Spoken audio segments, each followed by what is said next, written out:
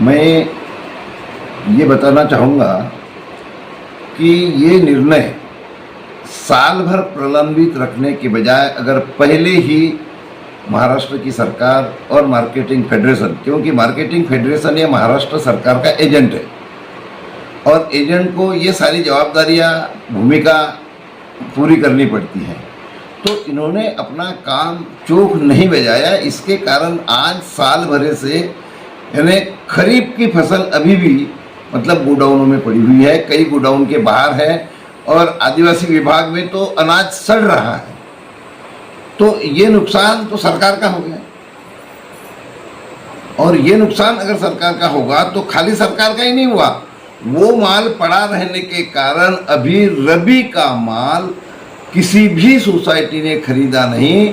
पूरे उत्पादन के 5% भी अनाज खरीदा नहीं गया और जो कम दाम में व्यापारियों ने खरीदा, जिसके कारण किसानों का लाखों करोड़ों का नुकसान हो गया।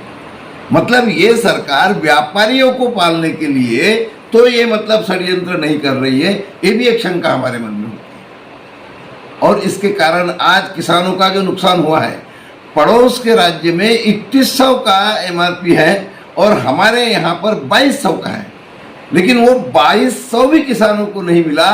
प्रति क्विंटल कम से कम 16 और 17 के ऊपर कभी किसी व्यापारी ने किसान का अनाज खरीदा नहीं। मतलब 500-700 रुपया नुकसान तो ये, और रबी पे कोई सरकार बोनस भी नहीं देती। तो एक तरफ में डीजल के दाम बढ़े हैं, फर्टिलाइजर के दाम बढ़े हैं, मजदूरी बढ़ी हुई है और ये सारी चीज़ें अगर बढ़ी होगी तो आज किसान को उस MRP के रेट में अनाज पकाना पुरता नहीं। और इसीलिए हम ये भी मांग करते हैं कि अब कम से कम अनाज को 4000 रुपये प्रति क्विंटल दाम मिलना चाहिए। और ये सब अगर नहीं होगा और ये तुरंत माल यानी राइस मिल वालों के मिलिंग का क्या लफड़ा है, ये तो वो देखें।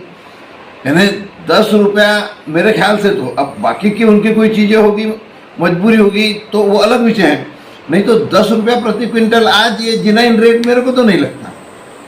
और इसके कारण ये बैठ के उन लोगों ने उनसे तय कर लेना चाहिए और ये वो उनका मैटर हो गया। लेकिन ये सरकार के और मार्केटिंग फेडरेशन के गलत नीतियों के कारण आज यहाँ पर किसान और हमाल मजदूर ये भी अड़चन में आए हैं। हमाली के भी दाम आज से मतलब बहुत पहले के जो चल रहे हैं, तो सारी चीज़ों की अगर बढ़त हुई होगी, महंगाई बढ़ गई, तो वो गरीबों को भी तो मतलब 2 पैसा बढ़ा के देना चाहिए। लेकिन ये वो भी पैसा 2-2 साल तक नहीं आता। भाड़ा रबी का 2 महीना, खरीफ का 2 महीना, 4 महीने के लिए खाली ये गोडाउन भाड़े पे लेती है सरकार या मार्केटिंग फेडरेशन, और वो गोडाउन पूरे 8 महीना 10 महीना एंगेज रहता है, तो उसको भाड़ा खाली 4 महीने का मिलता है। और वो 4 महीने का भी भाड़ा तुरंत नहीं मिलता, कभी कभी अभी तो मेरे को लगता है 22 से अभी तक के भाड़ा नहीं आया है।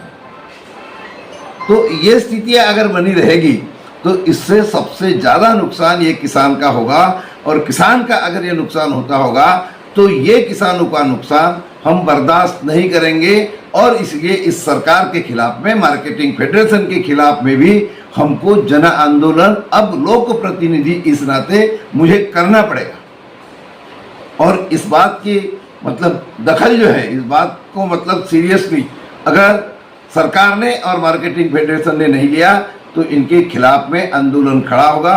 और 4000 रुपया दाम ये सरकार ने देना ही चाहिए।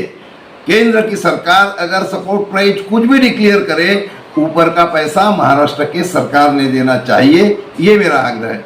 अगर अपने पड़ोस का छत्तीसगढ़ जैसा राज्य ये अगर 3100 MRP करता होगा तो उससे तो महाराष्ट्र ये मतलब काफ़ी प्रगतिशील राष्ट्र है, ये आर्थिक दृष्टि से संपन्न राज्य है। और उसके बाद में अगर ऐसा निर्णय नहीं लेती होगी तो इसका अर्थ ऐसा होता है कि आज की महाराष्ट्र की सरकार ये किसानों के खिलाफ है, मजदूरों के खिलाफ है। और इसलिए इनके खिलाफ में हमको ये आवाज़ उठाना आवश्यक है।